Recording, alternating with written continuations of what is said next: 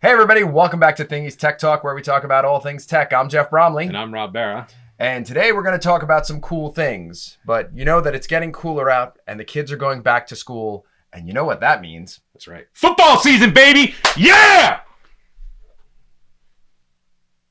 Okay, fine. It actually means the Apple event of the fall. New iPhones come out. I mean, football season, yes. Yeah. But Apple event, of course, happened earlier this week. Yes. And there's lots of neat things for us to talk about. Yes. We're going to talk a little bit about the watches. We're going to talk a little bit about the AirPods. And most importantly, we're going to talk about the new iPhones. AirPods Pro. Oh, blah, blah, blah. Well, we'll get into that in a minute. I mean, I'm super excited about the new watch. I mean, I've got a whatever, 4th or 5th gen. Yours is a 4th. I think mine's a 4th too. Yeah, it's time to upgrade. Yeah, I'm kind of excited about this. It is time to upgrade. I mean, I think one of the most notable things for me is the temperature tracking. I mean, Apple did position this a lot for the female monthly cycle, but for being able to track temperature, I think that's going to be a huge thing for healthcare, tracking patients that potentially are on medicines where if they have a temperature, they want to know. So I think that this has got some cool uses, and we're going to be talking a little bit more about that in months to come when we understand. I'm going to guess that Apple probably now has temperature kit, but I'm sure they have something. I'm sure they've added a bunch of neat stuff once we get our hands on the SDKs for the new health kit ads. Mm-hmm. I don't know. I'm excited about the sleep tracking, really, and having a battery that actually lasts for longer than a day. To be able to do sleep tracking. I know my daughter's birthday was recently, and I just bought her the 7th gen, so we may actually try and bring that back and see if we can get her an 8th gen. But she tells me the battery life is really good. Yeah. So I mean, this lasts about, it gets all day. I mean, if you go into day 2, it's. Yeah, you have to take it off. That's the problem. You have to take it off and charge it at night, or you have to charge it in the morning if you shower in the morning when you're taking a shower. You don't have to. Yeah, well, you have to charge it at some point. You have to charge it at some point. Yes. But from my perspective, I don't know. I don't know whether I'm going to wear this to sleep. We'll see whether. I don't know. It almost feels a little too bulky. Really? I don't know. Maybe. I'm sort of interested in it because my wife is always complaining about me snoring and stuff like that. So I'm interested in understanding, any sleep apnea kind of stuff, those sorts of things. You're gonna self-diagnose sleep apnea with your Apple Watch? 100%. Okay. All right. Absolutely. Well, you might want to do a sleep study. But hey, listen, we'll see what Rob. Not sleeping in some weird place's bed. Are you kidding me? Come on, I hear those places are great. No. I would not be able to sleep with a bunch of people watching me. No way. Please. Not happening. Please. Okay.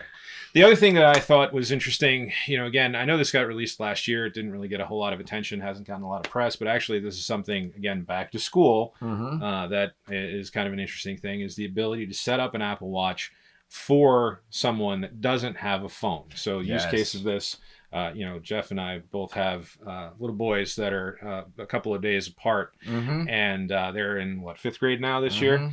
And my son is actually starting to walk to school. There's no way I'm buying him a phone. And so the idea of doing a family setup where I can take, an Apple Watch that's got GPS like the old one that I have, and being able to give that to him so that we can have a little bit of a measure of being able to communicate with him, being able to, see where he is, because, it's... Yeah, he's only walking like 10 minutes, but it's still concerning. So I'm interested in that feature. Yeah, and Apple has made, if you've ever set up an Apple Watch or a brand new phone when you're already set up with Apple, the process is ridiculously simple. So I'm going to suspect that the watch is scan the watch, wait 10 minutes, and your watch is up and working, and it's on the right Apple ID, which is going to be... Yeah, I mean, you do have to have a cellular-enabled device with a cellular plan, which, is a little extra added cost, it's like a lot cheaper than a phone. Something like that. Yeah. A lot cheaper than absolutely. And then last but not least under the watches is the Watch Ultra. That thing looks cool. It does look very cool. I can't justify it. I am not a mountain man. I am not someone that goes diving. Neither am I, but it is a cool watch. Very cool. I just want to turn the crown until it turns red. That's all I want to do. That's all. It just looked really cool. Apple made a really big deal out of it. I think night mode is going to be super cool. So yeah, it's neat. I mean, it does fit a need. The underwater thing is for pretty divers. Cool. Yeah, from a technology perspective, kind of working through the logistics of that. But there's certainly they see a market there. So I think it's interesting, and we'll see where it goes from there. Who knows? Who knows? All I right. don't know. The other product that I'm super interested in and is probably insta buy for me is the second gen AirPods Pro. Not for me. Not for you. No. I know Jeff likes over ear headphones. No. I still have my wired headphones. They work whenever I need them. I plug them in. I'm not looking for the charging case. They're not lost. They just work. Right. And everything you just described is what they put into the series or the second gen AirPods Pro. You lose the case, you look for it with your phone. It's got like, AirTag functionality and a little speaker and things like that. Again, from the price point, I'm not buying it for my kids because it's too expensive. They want to get a job or something, do it themselves. That's fine. But I'm not spending $250 so that my son can lose the charging case in, the first 20 minutes and whatever. $250 is a lot of bread for a pair of headphones. It is. It's a lot of bread. But again, it's, if the if the noise cancellation is what it says it is, it's pretty compelling for most people that commute on a daily basis, subway riders, people that want to drown out the noise of their absolutely 3 children, their wife, and maybe a few other people. It's a good thing. I mean, if I was a commuter and on mass transit and I used it that much, I probably would get them. But urban dwellers, yes. Yeah. Those of us that have been working out of our basement for the last 3 years, probably not. Yeah. But I still want them. Just cranking my JBL speakers behind me. It's Yeah. But anyway, last but not least is the iPhones. Yes, the 14. Yes. And the 14 Pro. Yeah, and they have they did a little bit of a size bump. They went from 5.8 inches to 6.1. I don't know why.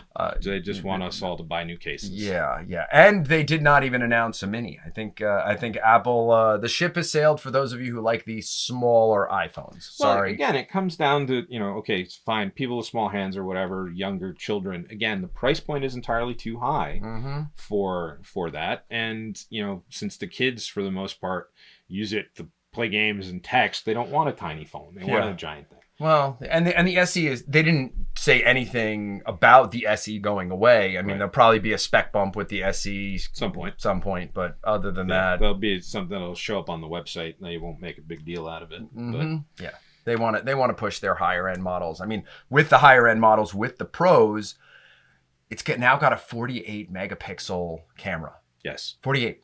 That's huge. My Canon camera that we're shooting on shoots at, I think it's 12 or 18 megapixel. And that is a huge image. So if you plan on getting that and you plan on shooting in, what is it? Apple Pro RAW, something. Buy a large iPhone. Go for the 512 or the 1 terabyte plan if you really plan on doing that much photography, because you will run out of space. Yes. Very quickly. Very quickly. Very quickly. So one thing I'm really excited about with the 14 Pro is this fancy schmancy new dynamic island. I think it's interesting how they've kind of worked the software around the hardware on this to sort of make use of this dead space at the top, so that they can kind of close it in, make it look a little bit more coherent and fit into the Apple design. Which I guess no longer is purview of Sir Johnny Ive. No, he's out. Well, listen, they probably shut down the big white room, so Johnny Ives, who knows? I will miss his interesting pronunciation of aluminium.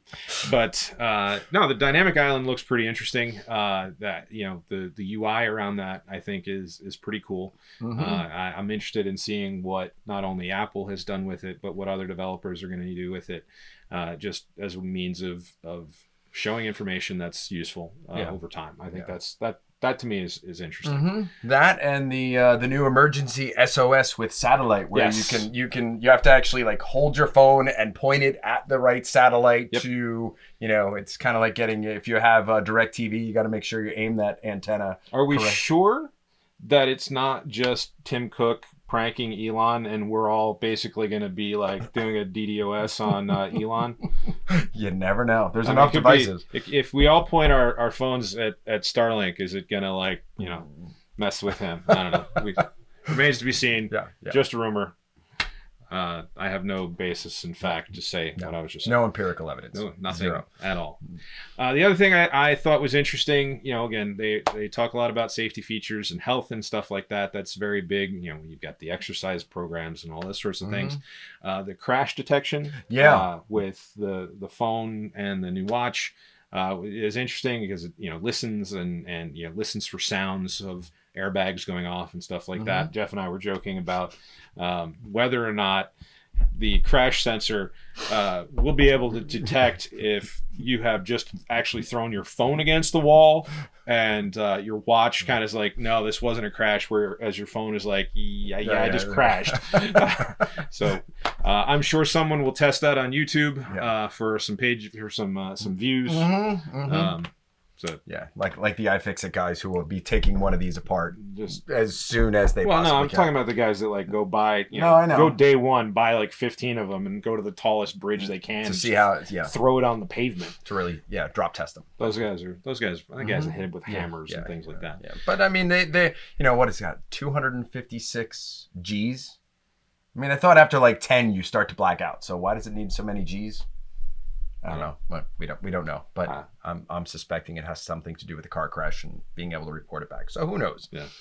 But and the other cool thing, and always on display. The always on display. Yes, if you work in an environment where you have to put your phone onto the conference room table, granted we still work remotely, so we're able to see our phones. But if you have to put it somewhere away from you, you'll actually be able to see whether somebody's texting you or sending you a meeting request or an email while you're in a meeting. Definitely a nice. Well, it's just a nice feature for the face-up phone. Oh yeah, absolutely. I mean, if you have an older watch, which obviously Rob and I do not have. My wife does. The screen's always on. You can tell what time it is. You don't have to flick your wrist to turn the face on. Exactly. Yeah. So eventually it turns on.